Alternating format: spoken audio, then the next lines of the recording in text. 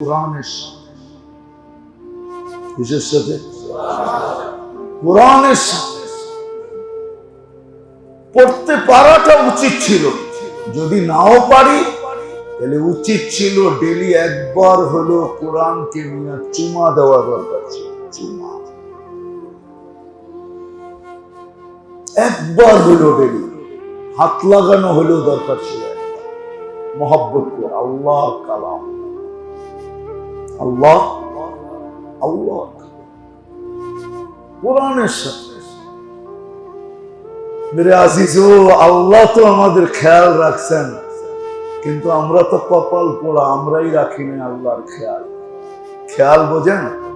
হ্যাঁ, আল্লাহ আমাদের খেয়াল রাখছেন, আল্লাহ আমাদের ইজ্জত রাখছেন, আমাদের সম্মান রাখছেন, আল্লাহ আমাদেরকে মূল্যায়ন করছেন, কিন্তু আমরা করি না।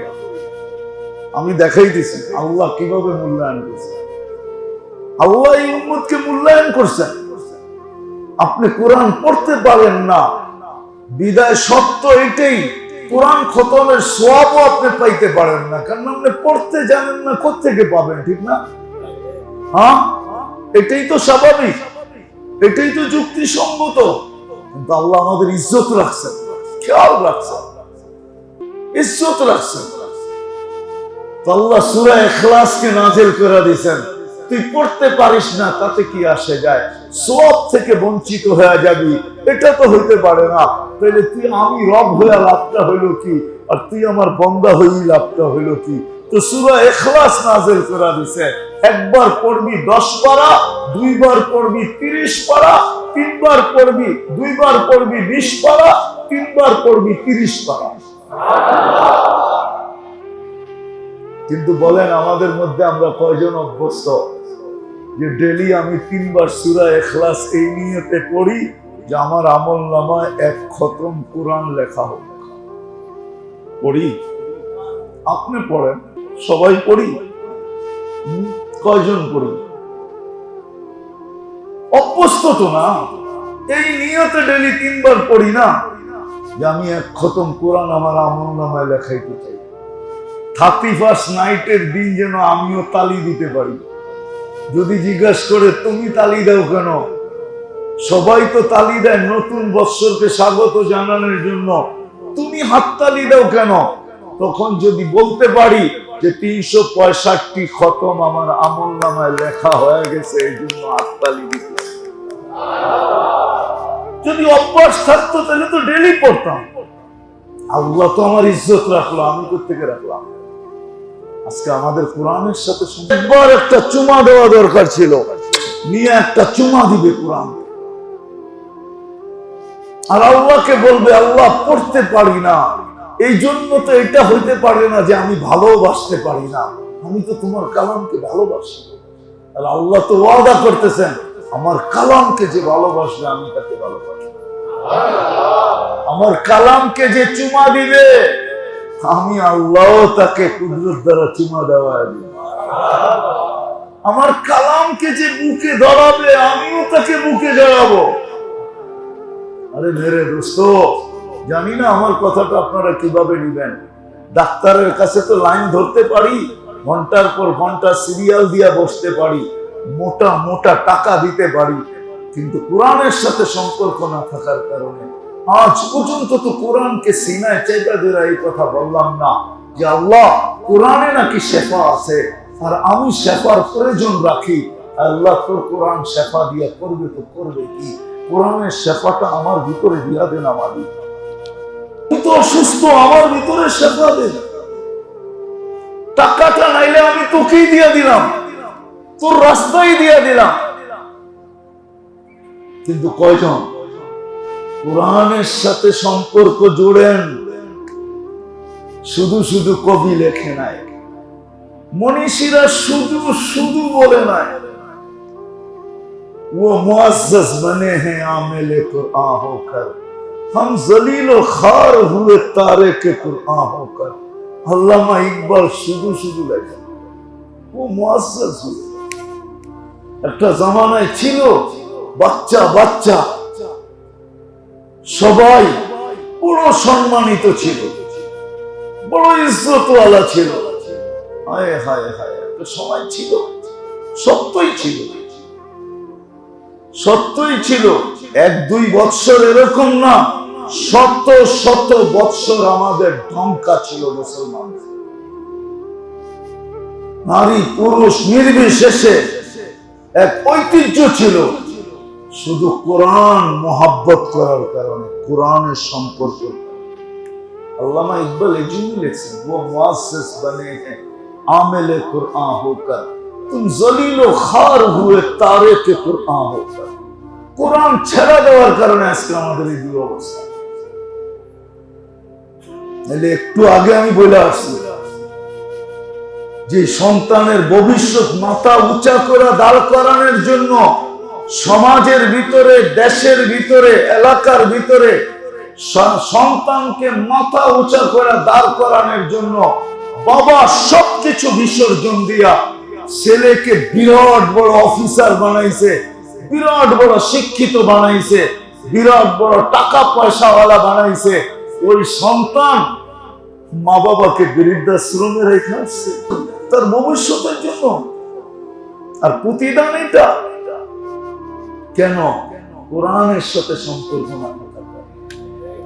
যদি কোরআনের সাথে সম্পর্ক থাকতো তো শাফি রহমতুল্লাহের মতো হতো, সারা দিন পরিশ্রম করতেন।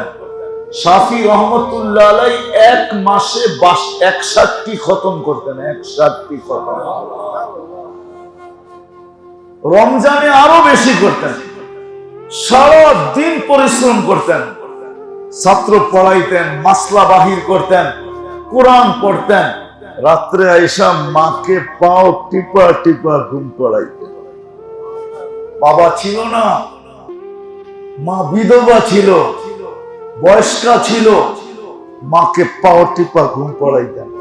আর মাঝে মাঝে শাফি রহমতুল্লাহ আলাইহি খুশিতে মার পায়ের তালুতে চুমা দিতেন। মা কাইপা উঠতো, আমার পায়ের তালুতে চুমা। শাফি, তোর পবিত্র ঠোঁট, সারাদিন কোরআন আর হাদিস পড়িস। তুমি হাসতেন আর বলতেন, তোমার পায়ের তালুতে কে চুমা দিল?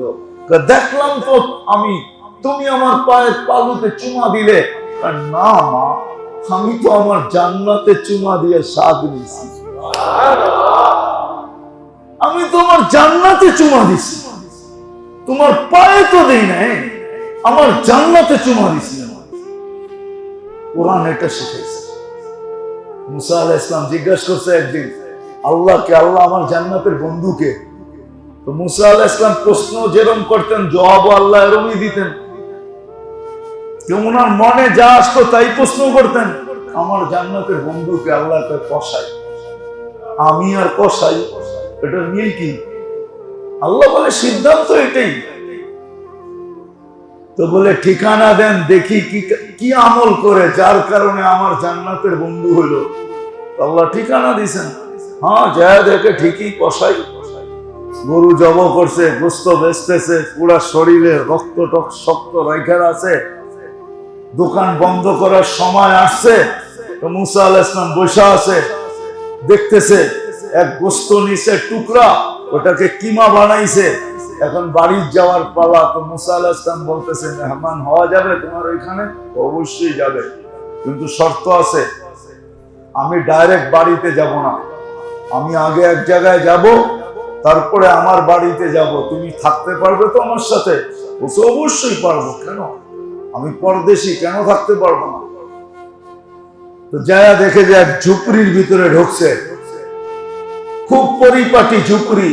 পাকঘরে যা তরকারি তৈরি করছে, রুটি বানাইছে, গিয়ে দেখে এক খুনখুনি বৃদ্ধা শায়িত আছে, উঠায়া বুকের লগে পিঠ লাগায়া বসায়া নেওয়ালা বানায়া বানায়া খাওয়াইছেন।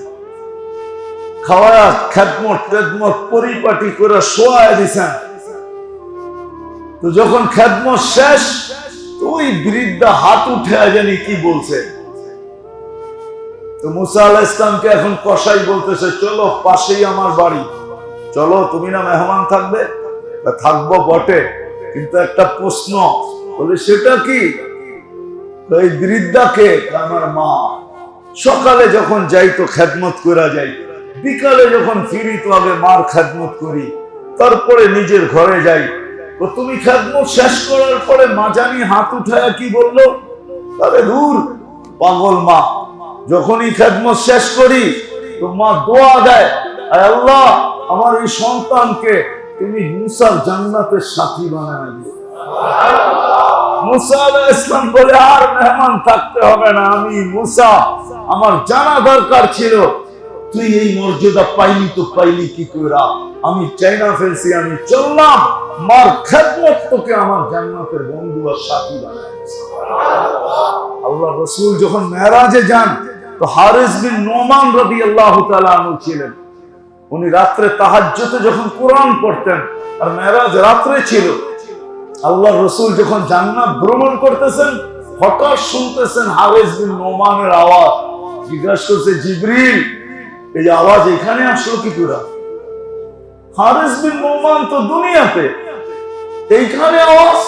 আপনি তো আজকে শুনতেছেন, আমরা ডেলি শুনি, কারণ আপনি তো রাত্রেই আসছেন। হারিস বিন নোমান তাহাজ্জুদে কোরআন পড়তেছে আর আমরা ডেলি শুনি, এই মর্যাদা পাইলো কি করে?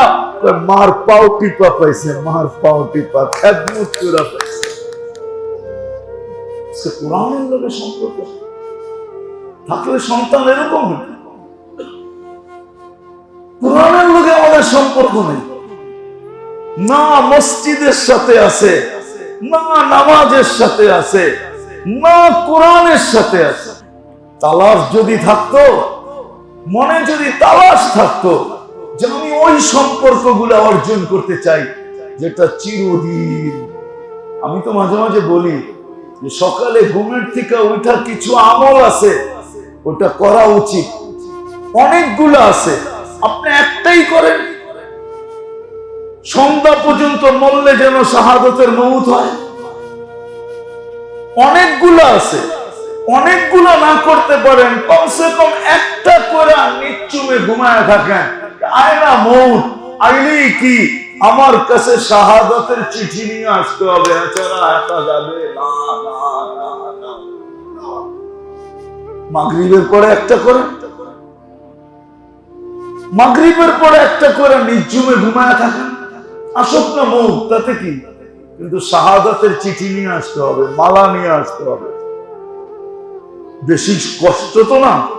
ফজরের পরে যে আল্লাহুম্মা আজিরনি মিনান নার 7 বার পড়লো, ওই দিনে মারা গেলে শাহাদাতের মউত। যে সাইয়্যিদুল ইস্তিগফার পড়লো শাহাদাতের মউত। যে 25 বার পড়লো আল্লাহুম্মা বারিকলি ফিল মাউত ওয়া ফিমা বাদাল মাউত, 25 বার পড়লো, ওই দিন মারা গেলে শাহাদাতের মউত। সূরা হাশরের শেষ 3 আয়াত পড়লো, যেই তরতিবে পড়ার কথা ওই তরতিবে পড়লো, 70,000 ফেরেশতা সন্ধ্যা পর্যন্ত দোয়াও করবে, মারা গেলে শাহাদাতের মউত হবে। এরকম 1 ডজন আছে। আপনি 1 ডজন না, একটা পরি কানে নাকে তেল দিয়া ঘুমায় যান না, আয় মউত, আসুক মউত, তাতে কিছু আসে যায় না, আসলে কিন্তু শাহাদাত তদ্রুপ। আগে তো ছিল শুধু মানুষ শিখত জানতো, এখন তো জানে না। এরকম চতুর্থ বলি জানতাম, যদি আমার সম্পর্ক হক্কানি আলেম ওলামা আল্লাহ যাবে আমার জাতি, যদি আমি বলি আমার জাতি রাগ হয়ে যাবে, সবাই মেনে নিতে পারবে না। হুকুম ছিল হক্কানি আলেম ওলামাদের সাথে চলো, পিছে চলো, আল্লাহ ওয়ালাদের সাথে চলো। আর আমার জাতি তো বলে মসজিদে আমরা এদেরকে চালাই, মাদ্রাসায় আমরা চালাই, মক্তবে আমরা চালাই, হেফজখানায় আমরা চালাই, সব জায়গায় তো আমরা এদেরকে চালাই, এদের পিছে আমরা চলি কি করে না? আমার যুগ বিয়োগে কোনো মতে মিলে না। কয়েকটা জিনিস মিলে না, একটা দুটা শুনে দেয় যে সন্তান মা বাবাকে বৃদ্ধাশ্রমে রেখে আসে কি করে, এটা আমার যুগ বিয়োগে মিলে না। আমি অনেক মিলায় দেখছি, কেমনে মিলে না, আমার যুগ বিয়োগে মিলে না। সন্তান কি করে মা বাবাকে বৃদ্ধাশ্রমে রেখে আসে? মা তো জান্নাত, বাপ তো হলো জান্নাতের গেট, যেটা দিয়ে সে ঢুকবে। এটাকে বৃদ্ধাশ্রমে রেখে আসে কি করে? আরেকটা আমার যোগ বিয়োগে মিলে না। হাজি মদিনায় দাড়ি ছাড়া যায় কি করে, আবার মদিনার থেকে আইসা দাড়ি কাটে কি করে? এটা আমার যোগ বিয়োগে মিলে না। আপনি বলবেন কেন? কেন মদিনায় রওজায় গেলেই তো আল্লাহর রাসূল দেখে না, দেখে না? সালাম দিলে জবাব দেয়, সামনে দাঁড়াইলে দেখে, যাকে আল্লাহর রাসূল দেখে যখন যায় যে আমাকে গেলেই তো দেখবে, তো দাঁড়িয়েছে তো আমি ফালাই কি করে, আমাকে দেখবে তো আমি দাড়ি ছাড়া যাই কি করে? এটা আমার মিলে না যোগ বিয়োগে। আমি অনেক মিলাইতে চেয়েছি, সারা দুনিয়া ঘুরা মিলাইতে চেয়েছি, কিন্তু মিলে নাই। বড় বড় ম্যাথমেটিক্স ওয়ালার কাছে গেছি, কিন্তু এই হিসাব আমার এখনো মিলে না। আসেন আজকে থেকে ইসলাহি মজলিস, আল্লাহ এটাকে কবুল করুন। আসেন এই কটা কথার উপরে আজকে একমত হই যে আমি মসজিদের সাথে সম্পর্ক জুড়ব, নামাজের সাথে জুড়ব, কোরআনের সাথে জুড়ব, আর চতুর্থ হক্কানি আলেম ওলামা আল্লাহ ওয়ালাদের সাথে জুড়ব। যত বেশি ঘনিষ্ঠ হবেন, দুনিয়ায় হয়তো আলেমরা আপনাকে কিচ্ছু দিতে পারবে না, এটা আমি স্বীকার করি, কিচ্ছু দিতে পারবে না। কিন্তু হ্যাঁ, ইনশাআল্লাহ এই সম্পর্ক কোনোদিন ছেদ হবে না। যেদিন দিবে ওদিন বুঝবেন কি দিবে, কিয়ামতের মাঠে দিবে। এই সম্পর্ক কিয়ামতের মাঠে কাজে দিবে, এই সম্পর্ক কবরে কাজে দিবে। এই জন্য আসেন, দুনিয়ার সম্পর্ক তো হইতেই থাকবে, বাংতেই থাকবে, ঠিক না? আমাদের দেশে একটা প্রবাদ বাক্য আছে, বলমু কিনা এটাও জানি না, বলতে বললে আবার নিবেন কিনা, নিতে পারবেন কিনা এটাও জানি না। একটা হইলো পীড়িত কইরা বিয়া করা, আর একটা হইলো বিয়া কইরা পীড়িত করা। পীড়িত কইরা যারা বিয়া করে ওগুলোই ভাঙ্গে বেশি, ঠিক না? ওগুলাই আর বিয়া কইরা যারা পীড়িত করে ওটি জীবনও সত্য। এটাই সত্য, এটাই সত্য, এটাই। আলেমের সাথে যখন আল্লাহ ওয়ালাদের সম্পর্ক হবে, এটা ভাঙবে না, ইনশাআল্লাহ ভাঙবে না। মসজিদের সম্পর্ক ভাঙবে না, কোরআনের সম্পর্ক ভাঙবে না, নামাজের সম্পর্ক ভাঙবে না। এক একটা আমাকে বাজি লাগা, আল্লাহ তো বলেই দিয়েছেন, কোরআন শাফিউন মুশাফফা, কোরআন ঝগড়া করবে, ঝগড়া। আল্লাহ আমাকে ভালোবাসলো আর করবে, আল্লাহ আমার পক্ষ নিয়ে লড়বে।